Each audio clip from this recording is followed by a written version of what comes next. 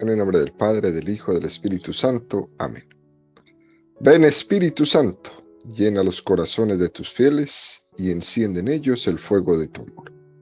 Envía tu Espíritu Creador y se renovará la faz de la tierra.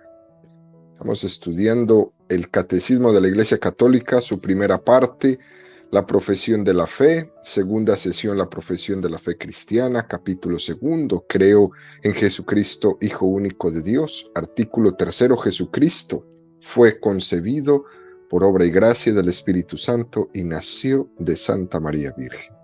Párrafo tercero, los misterios de la vida de Cristo. Estamos en el tercer apartado de este párrafo, donde el Catecismo está dedicando 25 números a desarrollar el tema que tiene como título Los misterios de la vida pública de Jesús, los cuales el Catecismo los enseña en 9 de ellos. Ya hemos, dentro de esta explicación de la vida pública, hemos hablado del bautismo, las tentaciones en el desierto, el reino de Dios está cerca, el anuncio del reino de Dios. Y ahora, este día concluiremos con la segunda parte de la explicación del quinto misterio de la vida pública de Jesús, los signos del reino de Dios. Número 549 del Catecismo dice: al liberar a algunos hombres de los males terrenos, del hambre, de la injusticia, de la enfermedad y de la muerte, Jesús realizó unos signos mesiánicos. No obstante, no vino para abolir todos los males aquí abajo, sino a liberar a los hombres de la esclavitud más grave, la del pecado, que es el obstáculo en su vocación de hijos de Dios y causa de todas sus servidumbres humanas. Qué número tan profundo, tan hermoso que nos presenta el Catecismo en esta mañana. Los evangelios nos cuentan que los signos de Jesús eran signos abundantes. Y tenemos que pensar que Jesucristo haría esos signos en momentos muy especiales. Pero lógicamente, los evangelios no los van a narrar todos, van a narrar unos cuantos, ¿no?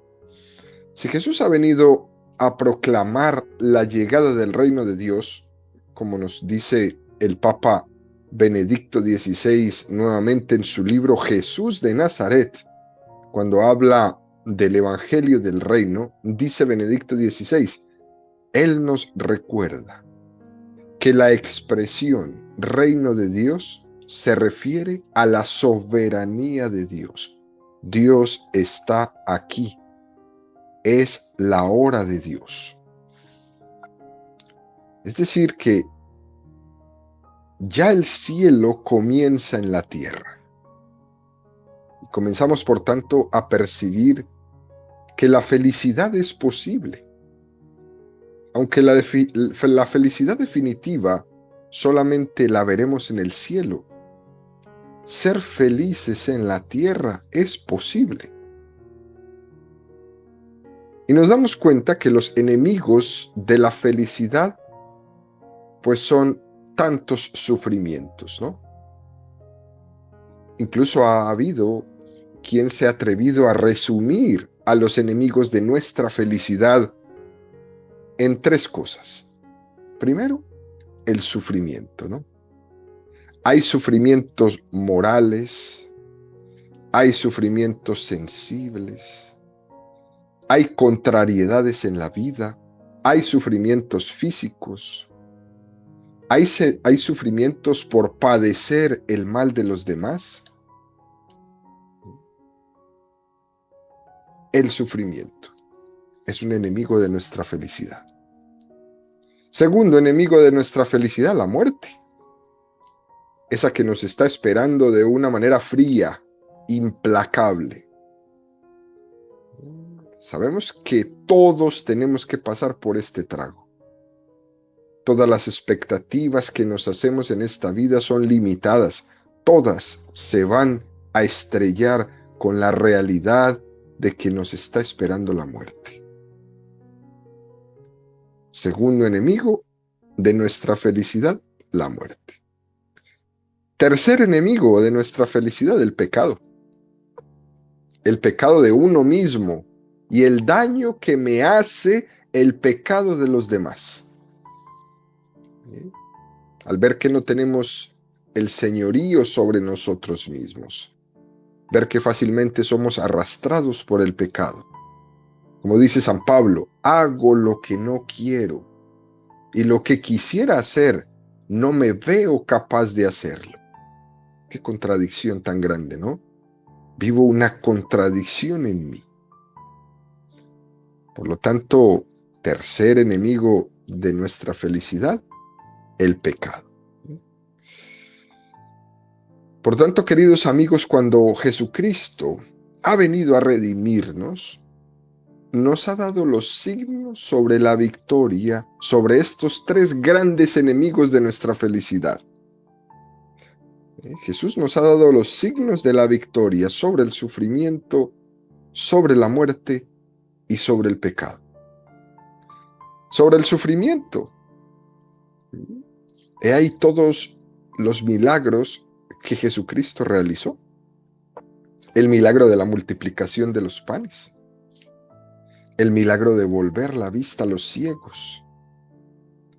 Milagros que están manifestando que a Dios le importa nuestro sufrimiento. El milagro de la multiplicación de los panes. Señor, ¿dónde vamos a comprar pan para que coman todos estos? Muy interesante esa pregunta tan sorprendente de los discípulos, ¿no? Como decir, espérame, aquí como que le hemos prometido darle de comer a toda esta gente que te está escuchando. ¿Dónde vamos a comprar pan para que coman todos estos? O el milagro de las bodas de Caná en Galilea. Señor, no les queda vino. Jesús está atento, como lo muestra el Evangelio en la multiplicación de los panes. Jesús no está alejado de nuestra realidad y de lo que nos falta, así como María también. Ella está atenta y es especialmente sensible a las necesidades y a los sufrimientos que tenemos. Y salen al encuentro. Dios se hace compañero de camino, compañero de fatigas, compañero de alegrías, compañero de tristezas. Eso es lo que significan los milagros que Jesús realizó. No es show. No es show como los que vemos por ahí. Llegó el paralítico al show de tal protestante y salió caminando y el protestante nunca más volvió a saber de este hombre. No. Jesús camina con nosotros en las fatigas, en las alegrías, en las tristezas. Jesucristo también hace el milagro de los milagros, la resurrección. Su victoria pascual sobre la muerte es el milagro definitivo. La muerte está vencida. La última palabra no la tiene la muerte, la última palabra la tiene la resurrección. ¿De qué nos sirve aliviar los sufrimientos de una manera temporal si finalmente la muerte es la que triunfa? No sirve de nada. La victoria sobre la muerte que Cristo tuvo está anunciando la victoria de todos nosotros. De manera que nosotros no esperamos a la muerte como nuestro verdugo, sino que la esperamos como a nuestra novia. Es una frase muy hermosa de este autor de nombre Gustavo Timón. Si no recibes a la muerte como a una novia, tendrás que recibirla como a tu verdugo. Nosotros, por la gracia de Cristo, esperamos a la muerte no como mi verdugo, sino como mi novia, para el día de la boda, para el desposorio eterno con Dios. Eso es lo que va a significar la muerte, el desposorio eterno con Dios. Fijémonos, queridos amigos, que la diferencia entre el noviazgo y el matrimonio es que en el noviazgo uno no vive con la novia. Tiene una relación cada vez más amplia, pero no conviven plenamente hasta que se han casado, como nos pide la Iglesia. Y algo así nos pasa con Dios. Hasta que la muerte no nos desposa con Dios. Es la muerte lo que hay que pagar para desposarme con Dios. Jesucristo viene a vencer los enemigos de nuestra felicidad, el sufrimiento y la muerte, para que ya no la veamos mal, sino que la muerte va a ser la oportunidad que yo tengo para mi desposorio. Y todo esto, queridos amigos, no sería posible sin la victoria de Cristo sobre el tercer enemigo, el pecado. Yo no me podría casar con Dios, no me podría desposar con Dios, no podría vencer los sufrimientos y no podría ver la muerte con la esperanza de la resurrección si Jesús no hubiera vencido el pecado. Al final de todo, el pecado es el causante de todos los sufrimientos y de la muerte misma. La muerte se introdujo por el pecado. Y la prueba es que en el cielo no habrá sufrimiento, no habrá dolor, no habrá muerte. ¿Por qué? Porque allí no cabe el pecado. Allí todo es gracia. La victoria de Jesucristo no hubiera sido completa si no hubiera vencido no solo a las consecuencias del pecado, sino al pecado mismo. Él ha hecho de nuestra historia de pecado una ocasión de misericordia, de proclamación de su amor para nosotros.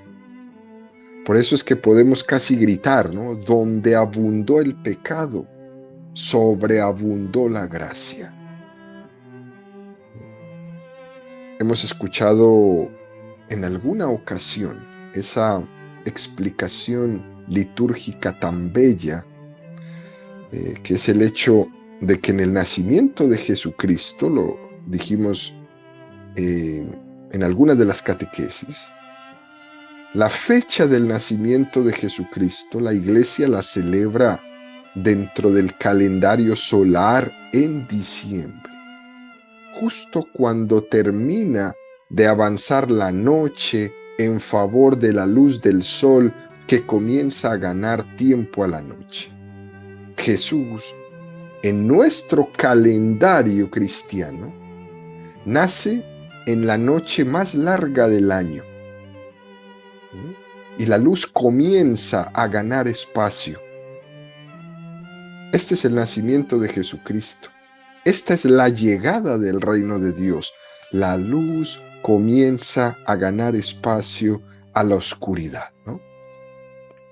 Cristo viene a aliviar nuestro sufrimiento, a remediar el pecado, a vencer la muerte, los tres enemigos. Y podemos tener el riesgo de que estos signos, estos milagros de Jesucristo, podemos entenderlos de una manera aislada.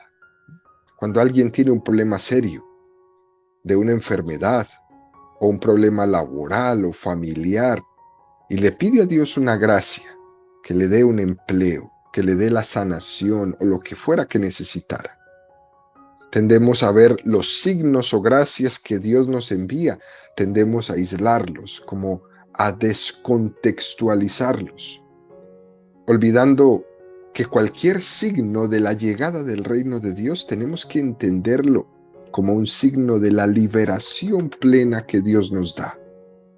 Liberación del pecado, liberación de la muerte, liberación del sufrimiento.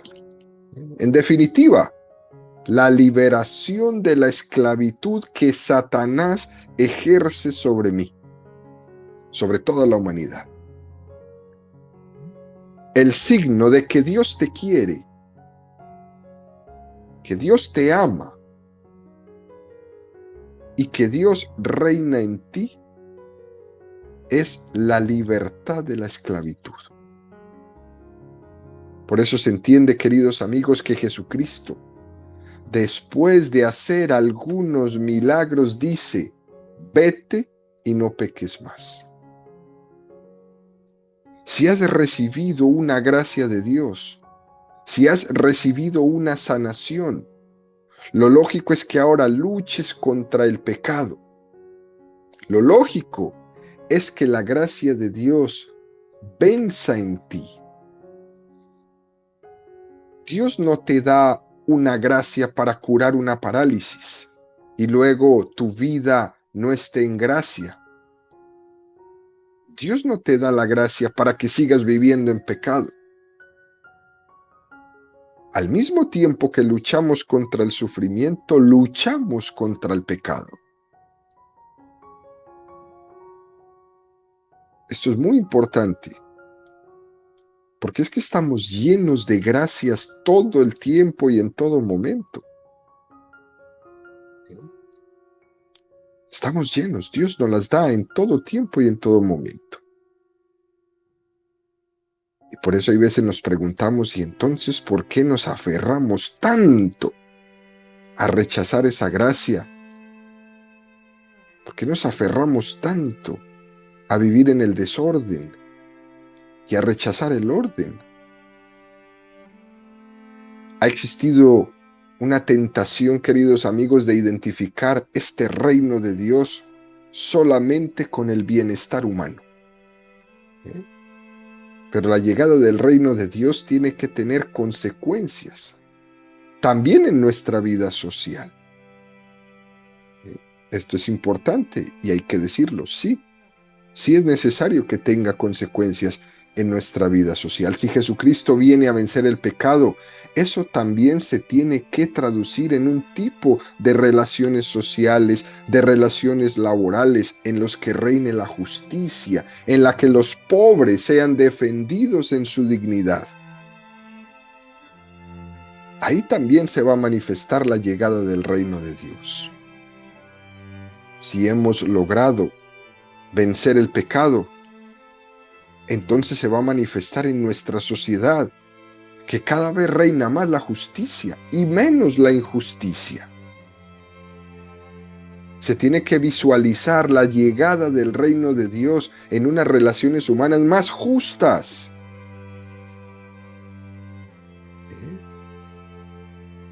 Donde cada vez más reine el equilibrio y no la injusticia.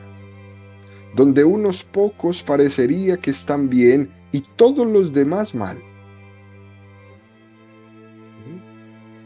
Lo que no sería correcto es ver solamente la liberación que Jesucristo nos ofrece, identificada con una mera justicia humana o con un mero bienestar social. Dios nos ama mucho y por eso estamos aquí muy bien. El reino de Dios requiere que se traduzca en unas obras de justicia. Pero no se puede identificar la llegada del reino meramente con una justicia exterior. Porque el reino de Dios, queridos amigos, tiene que ganar los corazones para vivir en gracia de Dios, no para mostrar que tenemos un montón de beneficios sociales y materiales. El hecho de que usted tenga materialmente todo, no significa que está en gracia de Dios. El hecho de que usted tenga una estupenda casa, un estupendo trabajo, un gran salario, que esté rodeado de mucha gente que dice que le quiere, eso no le garantiza que viva en la gracia de Dios. Dios ha sido generoso contigo, pero posiblemente tú no estás siendo igual de generoso con Dios. Y vas a tener que mirar a tu alrededor para darte cuenta todo lo que Dios ha hecho por ti y lo poco y tan miserable que tú has sido con Él. El reino de Dios tiene que ganar los corazones para vivir en gracia de Dios, para que podamos cada vez más tener un mundo construido en la justicia. Una justicia interior que nos lleve a vivir una justicia exterior. Es una realidad interior que se tiene que traslucir en el exterior. No me puedo sentir supremamente bien con todos los dones que Dios me ha dado a mí cuando miro a mi lado y veo que el que está a mi lado no ha recibido esos mismos dones. Y mi llamado es a compartirlos con él. Esa realidad interior de mi vida, ese que Dios haya ganado mi corazón, me tiene que llevar a traslucirlo exteriormente. Lo dice Jesús, ¿no? El reino de Dios está dentro de ti y consiste en la vida de gracia y en que el amor de Dios lo lleguemos a hacer nuestro tesoro. Y esto, queridos amigos, está entre dos riesgos.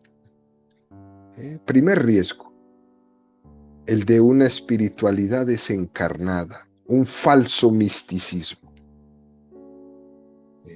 Falso misticismo, que identifica el reino de Dios con una oración mística que no se traduce en obras de justicia en la realidad.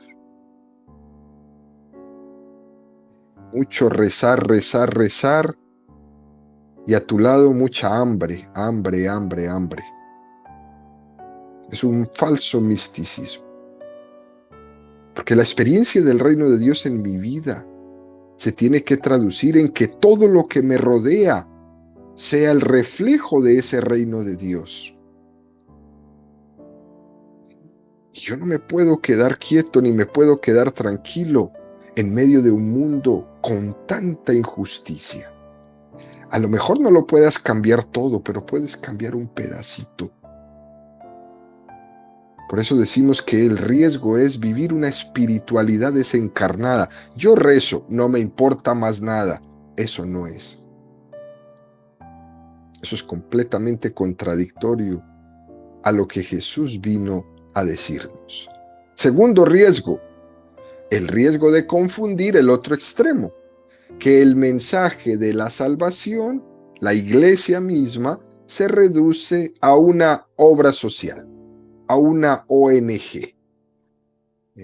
Que nuestra vida es hacer y se acabó, y somos una obra social. Y de hecho es uno de los peligros actuales, que se confunda la misión de la iglesia con dar de comer a los pobres.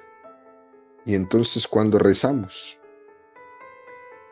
y entonces cuando hacemos el silencio, y entonces cuando estudiamos, no hay tiempo para esas cosas, porque ahora las necesidades son muy grandes. Hacer.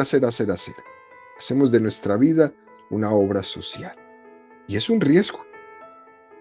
Tanto es un riesgo aquel que no hace nada, como es un riesgo aquel que piensa que hace mucho y reduce la vida, la obra, el mensaje de salvación a un hacer cosas en una obra social. Juan 8, 34, 36. ¿Cómo dices tú, os haréis libres? Jesús les respondió, en verdad os digo, todo el que comete pecado es un esclavo. Y el esclavo no se queda en casa para siempre, mientras el Hijo se queda para siempre. Texto precioso, ligado a la libertad del hombre con la libertad interior. Recuerden que en aquel tiempo existía la esclavitud socialmente aceptada.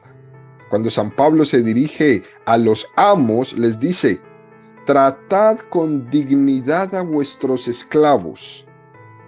Y cuando se dirige a los esclavos, les está proclamando la liberación de Jesucristo. Curiosamente, San Pablo no les dice a los esclavos: levantaos en armas para abolir la esclavitud. No, San Pablo no les dice eso.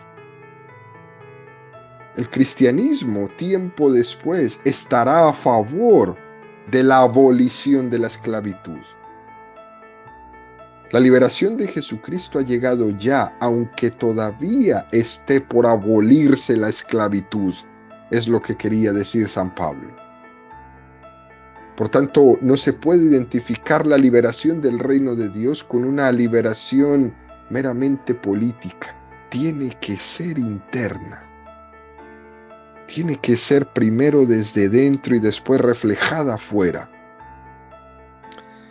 En la historia de la Iglesia, la predicación del Evangelio ha sido acompañada siempre con obras sociales, con obras de liberación. Pero esas obras de liberación externas han nacido siempre de una profunda vida espiritual, de una profunda vida de oración. Fíjense, queridos amigos, la Madre Teresa de Calcuta, en medio de toda esa gente y de todas esas obras y de todas esas necesidades que veían, las monjas de su congregación le dijeron un día: madre, no nos alcanza el tiempo para atender todas las necesidades que tenemos. Y entonces le intentaban decir: madre, tenemos que rezar menos para poder tener tiempo para trabajar más. Y la madre dice: vamos a hacer un momento de oración, vamos a hacer un momento de silencio, vamos a pedirle al Señor que nos dé la gracia de discernir qué tenemos que hacer. Y se meten en ese retiro. Al final de la oración, les pregunta: bueno, ¿qué es lo que tenemos que hacer? Y se sorprenden de la respuesta de todas ellas. Lo que tenemos que hacer es orar más. Cualquiera de nosotros hubiera dicho: lo que tenemos que hacer es trabajar más y rezar menos. Y estas mujeres concluyen en medio de esa avalancha de cosas, de trabajo, de indigentes en la calle, de enfermos. Dicen: a nosotros lo que nos hace falta es rezar más, para que haya mucho más fruto en esta preciosa obra social que tenemos. Acompañar la predicación de la victoria de la gracia sobre el pecado con esas obras de justicia no quiere decir sustituirla. En un momento determinado quizás hemos llegado al riesgo contrario, que es lo que llama la atención sobre el riesgo de reducir el Evangelio a meras obras sociales de hacer y hacer y hacer cosas. La predicación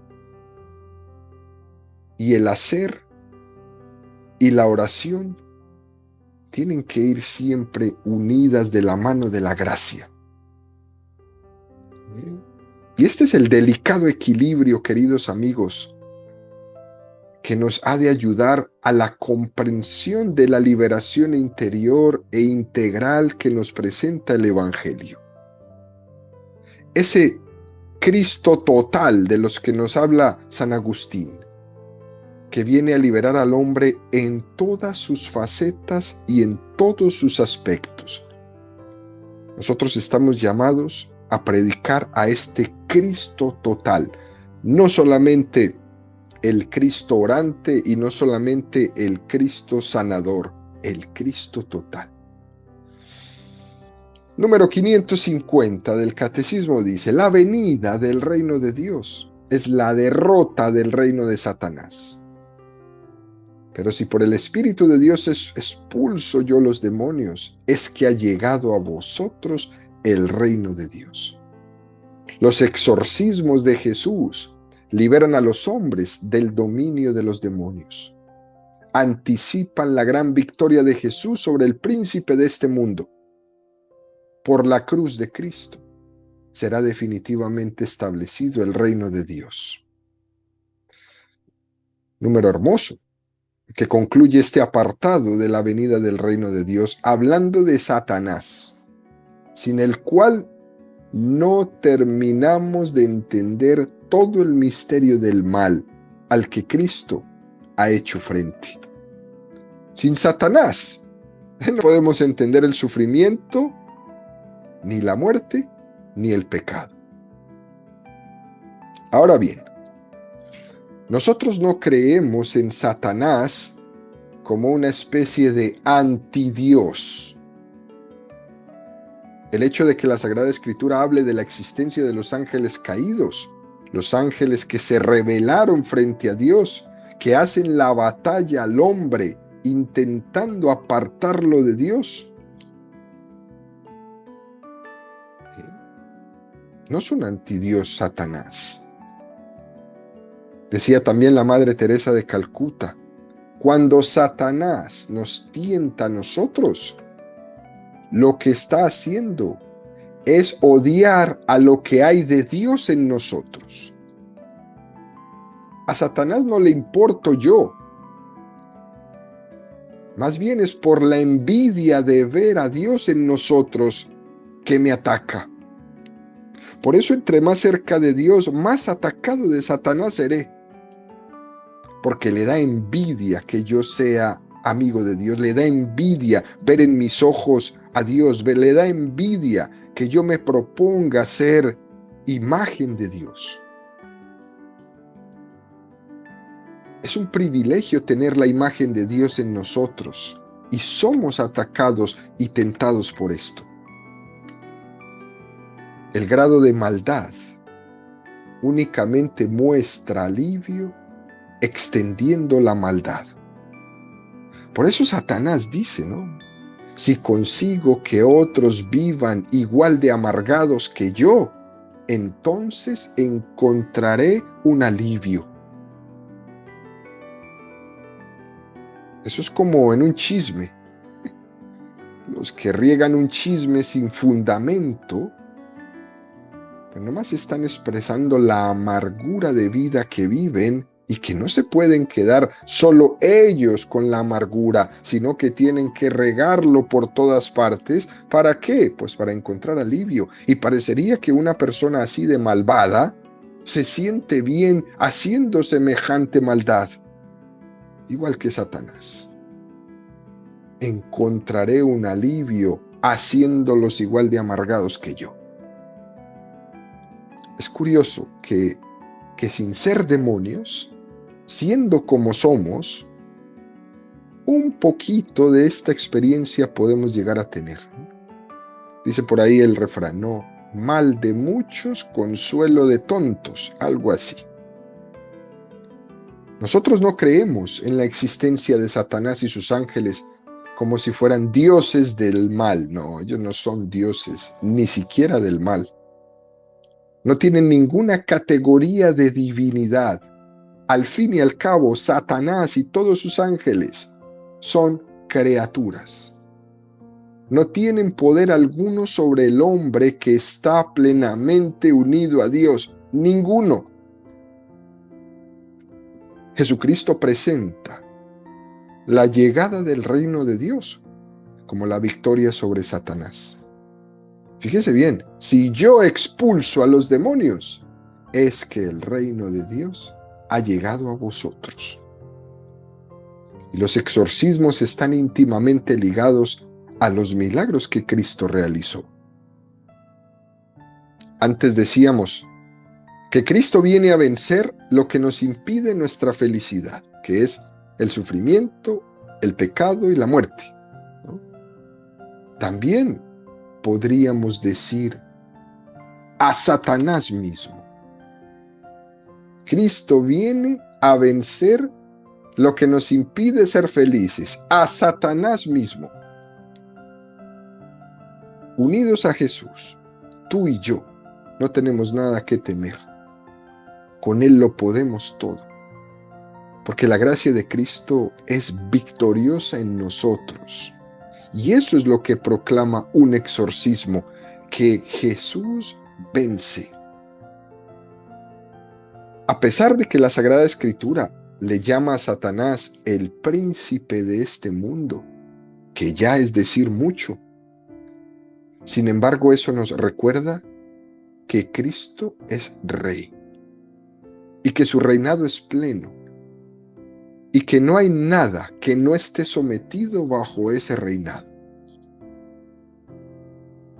La tradición de la Iglesia nos presenta ese famoso discurso de San Agustín, que lo leemos en el oficio de las lecturas del primer domingo de Cuaresma, este que estamos a punto de llegar, primer domingo de Cuaresma, que dice: somos tentados por Satanás, y Dios se sirve de estas tentaciones para hacer de ellas una ocasión de crecimiento de virtud y crecimiento en gracia. Dios es capaz en su poder de hacer de las tentaciones de Satanás una ocasión de santificación del hombre. Por tanto, queridos amigos, no temamos ni siquiera a la tentación si estamos firmemente unidos a Jesús. Jesucristo ha vencido a Satanás y lo ha vencido clavado en una cruz. La cruz es el lugar de la victoria porque es el lugar de la obediencia. Esa obediencia que Satanás no quiso tener, Jesús la tuvo. Jesús fue obediente al Padre. Satanás y sus ángeles son por esencia soberbios, desobedientes. En eso consistió su pecado. Y Jesús fue el siervo obediente. El siervo obediente, el que tuvo el acto de fe. Y eso no se puede olvidar, queridos amigos. Cada vez que hacemos nosotros también un acto de fe, Señor, confío en ti, me pongo en tus manos. En ese acto de fe estamos proclamando la victoria de Jesús sobre Satanás. Señor, en ti confío. Cada vez que hacemos a las 3 de la tarde la Divina Misericordia, estamos proclamando la victoria de Jesús sobre Satanás, y esto le rechina al demonio. Aquí el reinado de Dios tiene muchos signos visibles. Y uno de ellos es el que hacemos diariamente con nuestras expresiones, con nuestras palabras. Señor, confío en ti. El mal es mucho más ruidoso que el bien. El mal es muy escandaloso. Por eso dice el dicho: hace más ruido un árbol que cae que un bosque entero creciendo. El reino de Dios cada vez está más presente y sigue creciendo entre nosotros, aunque a veces, queridos amigos, parezca lo contrario.